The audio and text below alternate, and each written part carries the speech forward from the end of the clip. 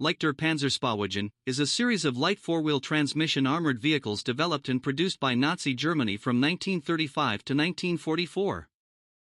After the end of World War I, Germany began to develop military wheeled armored vehicles in 1933, but due to the restrictions of the Treaty of Versailles, the German military was not allowed to conduct research on weapons and equipment such as armored vehicles, so the military turned underground to conduct secret research.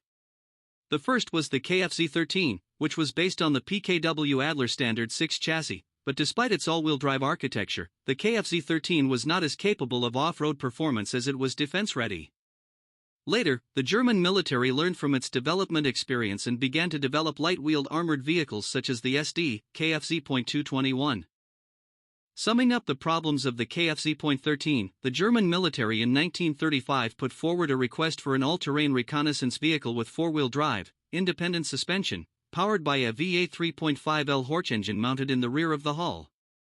The hull is welded from steel sheets of different thicknesses, with 15 mm inclined armor in the front and 6 mm armor in the rear and sides, which can withstand the attacks of some small-caliber weapons.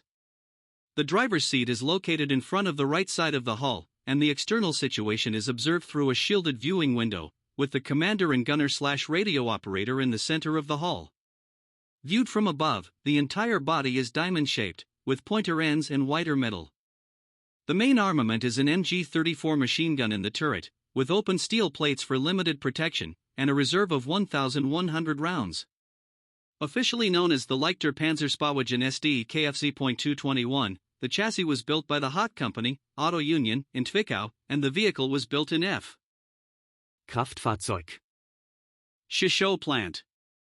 SD KFZ.221 is agile and fast, with a range of up to 320 kilometers. It was a reconnaissance vehicle that met the needs of the military in the early days of service, and in the early battles of Poland and Paris. Thanks to the combat terrain for the city, the SD KFZ.221 performed very well, but after the Barbarossa operation, under the double pressure of cold weather and muddy road conditions, the shortcomings of the SD KFZ.221's lack of cross-country ability were exposed.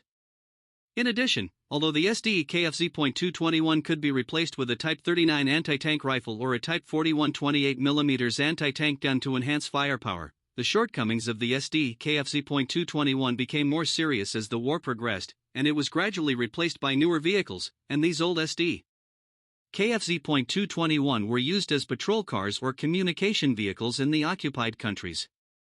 As the war progressed, the terrain and climate changed, and the German military's need for light armored vehicles became more stringent, and the SD KFZ.221 was greatly improved.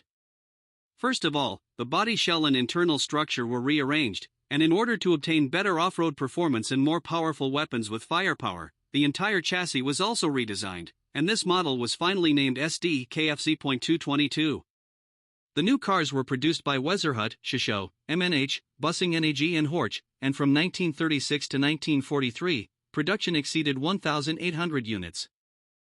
The overall performance of the improved SD KFZ.222 vehicle has been greatly improved, and since 1938, when it was officially distributed to the SS, Panzer and mechanized units, it quickly became the main reconnaissance vehicle of the frontline troops.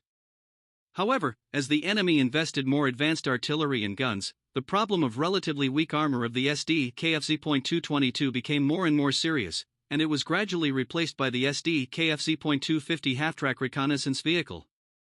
Especially on the Eastern Front, the latter's range and cross-country ability were recognized by the military, so they were gradually withdrawn from the frontline units and returned to training schools.